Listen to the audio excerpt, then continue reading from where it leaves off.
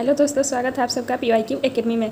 हम लोग बिहार शिक्षक भर्ती परीक्षा के लिए प्रैक्टिस सेट सॉल्व कर रहे हैं और हमारा जो प्रैक्टिस सेट अभी हम सॉल्व कर रहे हैं ये किरण पब्लिकेशन का प्रैक्टिस सेट है, जिसमें सेट नंबर 3 हम लोग सॉल्व कर रहे हैं। इसके फर्स्ट पार्ट यानी कि कुल 40 क्वेश्चंस को हमने फर्स्ट पार्ट में सॉल्व करा दिया है। बाकी के जो 40 क्वेश्चंस रह गए थे जनरल स्टडी यानी कि सामान्य अध्ययन के, उसी आज हम लोग सॉल्व करेंगे। तो फ्रेंड्स, अगर आप भी BPSC शिक्षक भर्ती परीक्षा की तैयारी करना चाहते हैं तो हमारे चैनल को सब्सक्राइब करके चैनल के साथ जुड़ जाएँ। तो चलिए ज़्यादा देर न करते हुए हम लोग अपने क्वेश्चन पे। आज का फर्स्ट क्वेश्चन है, यानी कि 80 क्वेश्चन तक हम लोग सॉल्व कर लिए थे फर्स्ट पार्ट में। 81 का करते हैं। होशियार, मैं सुल्तान डैश हूँ, मुझे गाना बजाना और कुचिपुड़ी नृत्य बहुत पसंद है। तो ऑप्शन दे रखा है कि निम्नलिखित शासकों में से सही नाम का चयन कर रिक्त स्थानों को भरे। कौन सा शासक के बारे में ऐसा कहा जा रहा है? तो यहाँ अबुल हसन के बारे में कहा जा रहा है कि मैं होशियार, मैं सुल्तान हूँ, मुझे गाना बजाना और कुचिपुड़ी नृत्य बहुत पसंद है। तो यह अबुल हसन के बारे में कहा जा रहा है। नेक्स्ट क्वेश्चन है, 1878 में किस वायसराय ने वर्नाक्यूलर प्रेस एक्ट पारित किया था? तो वर्नाक्यूलर प्रेस एक्ट को किस वायसराय ने पारित किया था? तो यह लॉर्ड लिटन ने पारित किया था। लॉर्ड लिटन ने 1878 में वर्नाक्यूलर प्रेस एक्ट को पारित करे। वर्नाक्यूलर प्रेस एक्ट पारित करके लॉर्ड लिटन ने समाचार पत्रों पर प्रतिबंध लगा दिया गया था। इस एक्ट के डर से रातों रात अमृत बाजार पत्रिका नामक जो पत्र था बंगाली में छपता था, रातों रात उसने अपना भाषा बदलकर अंग्रेजी में कर लिया था। नेक्स्ट क्वेश्चन है कि रामकृष्ण मिशन की स्थापना किसने की थी? तो रामकृष्ण मिशन की स्थापना किसने की थी? तो यहाँ राइट ऑप्शन होगा ऑप्शन नंबर 3, स्वामी विवेकानंद ने रामकृष्ण मिशन की स्थापना की थी। रामकृष्ण मिशन यानी कि रामकृष्ण स्वामी विवेकानंद के गुरु थे, उन्हीं के नाम पर इन्होंने रामकृष्ण मिशन की स्थापना की थी। और कब की थी ये भी एक क्वेश्चन बनता है। तो 1896-97 के लगभग इन्होंने रामकृष्ण मिशन की स्थापना की थी। नेक्स्ट क्वेश्चन देखते हैं। क्वेश्चन है, किस घटना के बाद रविंद्रनाथ टैगोर ने नाइट की उपाधि लौटा दी थी? तो किस घटना के बाद रविंद्रनाथ टैगोर ने नाइट की उपाधि जो मिली थी उसे लौटा दी थी? तो जालियांवाला बाग नरसंहार। जालियांवाला बाग नरसंहार जब घटना हुई थी 13 अप्रैल 1919 को हुई थी। इसी घटना से दुखित होकर रविंद्रनाथ टैगोर ने नाइट की उपाधि लौटा दी थी। और महात्मा गांधी जी को कैसर ए हिंद की उपाधि मिली थी, तो उन्होंने भी कैसर ए हिंद की उपाधि लौटा दी जालियांवाला बाग के विरोध में। सेफ्टी लैंप का आविष्कार किसने किया था? तो सेफ्टी लैंप का आविष्कार किसने किया था? यहाँ जो सेफ्टी लैंप का आविष्कार किया था हम्फ्री डेवी ने किया था। हम्फ्री डेवी ने सेफ्टी लैंप का आविष्कार किया था, याद रखिएगा दोस्तों। फ्रेंड्स, आप लोग कमेंट सेक्शन में जरूर बताइएगा कि विद्युत बल्ब का आविष्कार किसने किया था। नेक्स्ट क्वेश्चन देखते हैं। सोम प्रकाश समाचार पत्र का प्रकाशन किसने आरंभ किया था? तो सोम प्रकाश समाचार पत्र का प्रकाशन ईश्वर चंद्र विद्यासागर ने किया था। ईश्वर चंद्र विद्यासागर द्वारा सोम प्रकाश समाचार पत्र का प्रकाशन किया जाता था। फ्रेंड्स, 1878 में जो वर्नाक्यूलर प्रेस एक्ट पारित किया गया था, इसी एक्ट के तहत सोम प्रकाश समाचार पत्र को प्रतिबंध लगा दिया गया था इसी समाचार पत्र पर, यह भी याद रखिएगा। नेक्स्ट क्वेश्चन देखते हैं। निम्नलिखित में से कौन ऐसा पक्षी है जिसमें केवल नर पक्षी ही घोंसले का निर्माण करता है? तो ऐसा कौन सा पक्षी है जो नर पक्षी घोंसले का निर्माण करता है और मादा पक्षी जो होती हैं उस घोंसले में अंडे देती हैं? तो वह है वीवर पक्षी। वीवर यानी कि दार्जिन चिड़िया भी कहा जाता है। इसका नर पक्षी घोंसले का निर्माण करता है। यह अपने पेड़ से लटकते हुए घोंसले बनाता है। जैसे कि ये पेड़ है तो इसमें लटकते हुए घोंसला बनाएगा और जो घोंसला इसकी मादा पक्षी को पसंद आएगा उसी घोंसले में वह अंडे देती है। नेक्स्ट क्वेश्चन देखते हैं। क्वेश्चन है, भरतपुर पक्षी विहार कहाँ स्थित है? तो भरतपुर पक्षी विहार जो है यह राजस्थान में स्थित है। बात रही बिहार की, बिहार में कौन सा पक्षी विहार स्थित है? तो बिहार में एकमात्र राष्ट्रीय उद्यान जो है वाल्मीकि वन्यजीव अभयारण्य है, जो कि पश्चिमी चंपारण में स्थित है। असम में कौन सा है? तो असम में काजीरंगा नेशनल पार्क है। भारत में उच्चतम साक्षरता दर देश में है। तो उच्चतम साक्षरता दर भारत में किस राज्य में है? तो केरल में भारत में उच्चतम साक्षरता दर है। यहाँ की साक्षरता सर्वाधिक है। और बिहार में जो है, हमारी बिहार में साक्षरता दर सबसे निम्न है, ये भी याद रखिएगा। नेक्स्ट क्वेश्चन है, कौन सा युग्म सही है? कौन सा युग्म है जो कि सही दे रखा है? यहाँ पर दर्रा के बारे में दे रखा है। कौन सा दर्रा किस राज्य में स्थित है? तो यहाँ जो सही दे रखा है वो ऑप्शन नंबर 1 ही है। जम्मू कश्मीर में जोजिला दर्रा स्थित है, बाकी सारे गलत दे रखे हैं। फ्रेंड्स, नाथुला दर्रा के बारे में बात की जा रही है। तो नाथुला दर्रा जो है यह सिक्किम में स्थित है। कि पटना हवाई अड्डे का कौन सा नाम सही है? तो पटना हवाई अड्डे का नाम है जयप्रकाश नारायण अंतर्राष्ट्रीय हवाई अड्डा।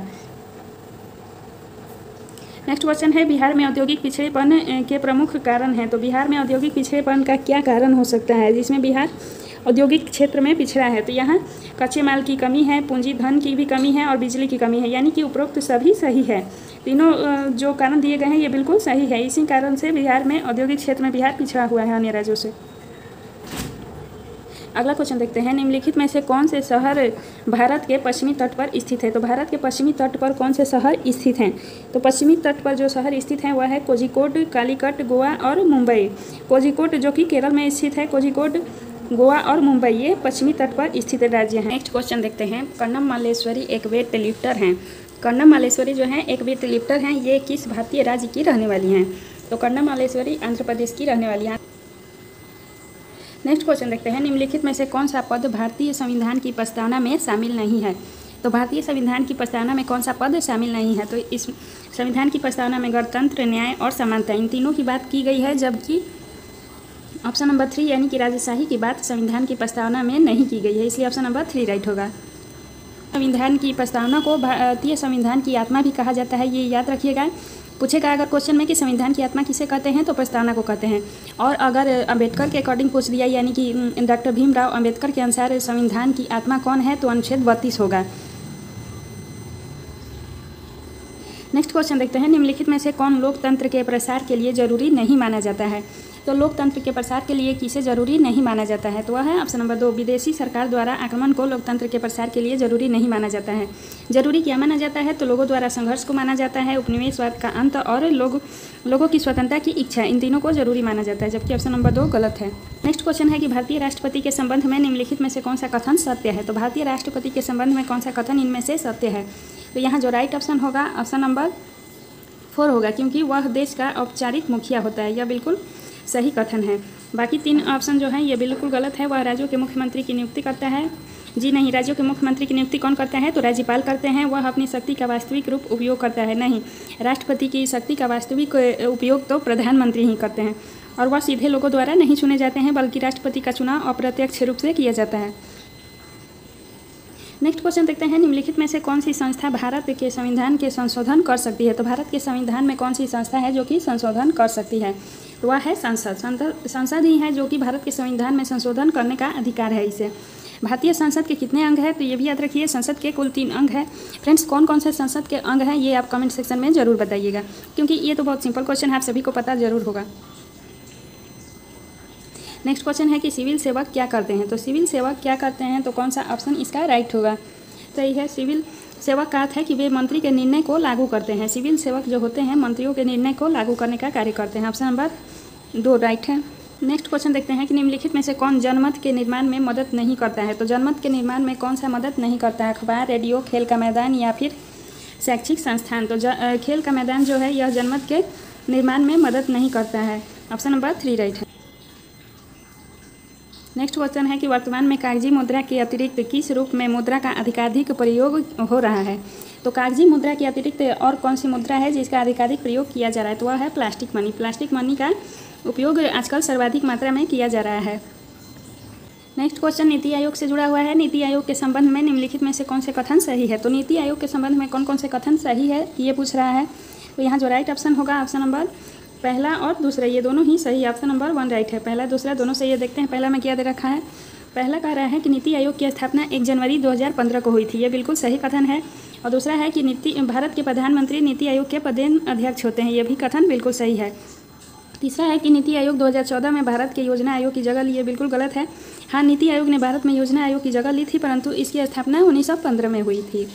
अगला क्वेश्चन है, मिश्रित अर्थव्यवस्था का अर्थ ऐसी अर्थव्यवस्था से है जहाँ, तो मिश्रित अर्थव्यवस्था का क्या अर्थ है। तो इसका राइट ऑप्शन होगा ऑप्शन नंबर 3, जहाँ सार्वजनिक और निजी दोनों क्षेत्रों का अस्तित्व होता है वही मिश्रित अर्थव्यवस्था के नाम से उसे जाना जाता है। जिस अर्थव्यवस्था पर सार्वजनिक और निजी दोनों क्षेत्रों का अधिकार होता है उसे मिश्रित अर्थव्यवस्था के नाम से जानते हैं। नेक्स्ट क्वेश्चन है कि निम्नलिखित में से कौन किसी अर्थव्यवस्था में वाणिज्यिक बैंक का कार्य नहीं है। तो किसी अर्थव्यवस्था में वाणिज्यिक बैंक का कार्य कौन सा नहीं है। तो यहाँ वाणिज्यिक बैंक का जो कार्य नहीं है यह ऑप्शन नंबर 4 है। बैंकर्स बैंक के रूप में कार्य करता है, यह वाणिज्यिक बैंक का कार्य नहीं है।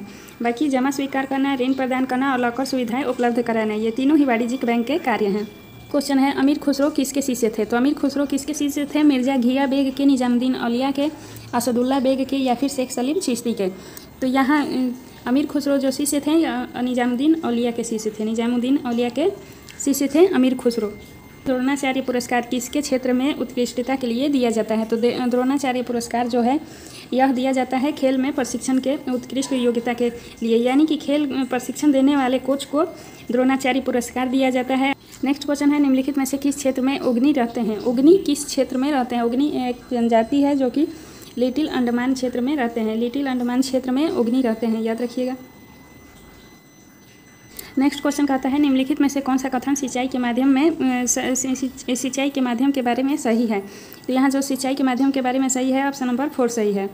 ऑप्शन नंबर 4 कहता है कि जल की कमी वाले क्षेत्रों के लिए ड्रिप तंत्र बिल्कुल फायदेमंद नहीं है। तो यह बिल्कुल सही कथन है। जल की कमी वाले क्षेत्रों के लिए ड्रिप तंत्र बिल्कुल सही नहीं होता है। ऑप्शन नंबर 4 राइट है। त्रिमूर्ति की मूर्तियों के लिए प्रसिद्ध मुंबई से 15 मील दूर एक द्वीप के स्थान की पहचान करें। तो त्रिमूर्ति की मूर्तियाँ कहाँ पर स्थित है? मुंबई में, जो कि 15 मील दूर पर स्थित है। तो वह है एलिफेंटा की गुफाएं। एलिफेंटा की गुफाएं में त्रिमूर्तियों की मूर्ति रखी गई है और यह जो क्षेत्र है मुंबई से 15 किलोमीटर की दूरी पर स्थित है।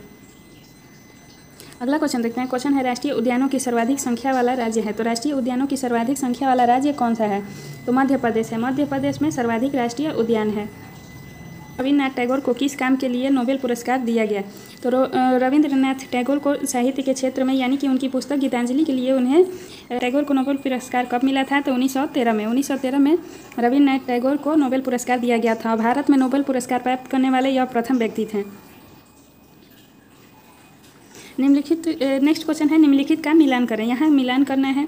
क्वेश्चन देखते हैं। उच्चावच मानचित्र दे रखा है, राजनीतिक मानचित्र, थीमेटिक मानचित्र। उच्चावच मानचित्र, राजनीतिक मानचित्र और थीमेटिक मानचित्र, ये क्या है? इसका मिलान करना है। देखते हैं इसका मिलान कौन सा ऑप्शन राइट होगा।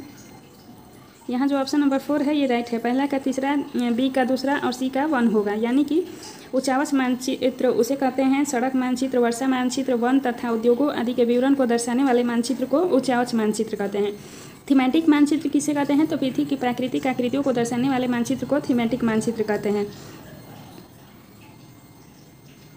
और रहा राजनीतिक मानचित्र, राज्यों, नगरों, विश्व के विभिन्न देशों को दर्शाने वाले मानचित्र को राजनीतिक मानचित्र कहते हैं। अगला क्वेश्चन है, खेती का वह प्रकार जिसमें किसान अपने परिवार के लिए फसलें उगाने को वर्गीकृत किया जाता है। तो वह कौन सा खेती कहलाता है? जब किसान अपने परिवार के लिए फसलें उगाने के लिए वर्गीकृत किया जाता है तो उस प्रकार की खेती को किस नाम से जानते हैं? तो उसे हम निर्वाह कृषि कहते हैं। यानी कि परिवार के जीवन यापन के लिए जब किसान खेती कार्य करता है तो उसे निर्वाह कृषि के नाम से जानते हैं। निर्वाह है, भारत के किस राज्य में अधिकतम कुल वन क्षेत्र है? तो भारत के किस राज्य में कुल वन क्षेत्र की संख्या अधिकतम है? तो मध्य प्रदेश। मध्य प्रदेश में वन क्षेत्र सर्वाधिक मात्रा में भारत में पाए जाते हैं। अगला क्वेश्चन है, कौन लान टेनिस खिलाड़ी नहीं है? तो लान टेनिस खिलाड़ी इनमें से कौन सा नहीं है? तो यहाँ जो राइट ऑप्शन होगा ऑप्शन नंबर 3 होगा, टाइगर वुड्स। टाइगर वुड्स जो है यह गोल्फ खेलते हैं। बाकी राफेल नडाल, रोजर फेडरर और सेरेना विलियम्स, ये तीनों ही लॉन टेनिस खिलाड़ी हैं। नेक्स्ट क्वेश्चन है, निम्नलिखित में से कौन मानचित्र का घटक नहीं है? तो मानचित्र का घटक कौन सा नहीं है? दूरी, दिशा, प्रतीक या फिर त्वरण। तो यहाँ त्वरण जो है यह मानचित्र का घटक नहीं है। मानचित्र के 3 घटक होते हैं, कौन कौन? तो दूरी, दिशा और प्रतीक, ये तीनों ही मानचित्र के घटक हैं। अगला क्वेश्चन है, निम्नलिखित में से कौन सा कप ट्रॉफी फुटबॉल से संबंधित है? तो फुटबॉल से संबंधित कौन सा ट्रॉफी है? यहाँ जो राइट ऑप्शन होगा 4 होगा, संतोष ट्रॉफी फुटबॉल से संबंधित है।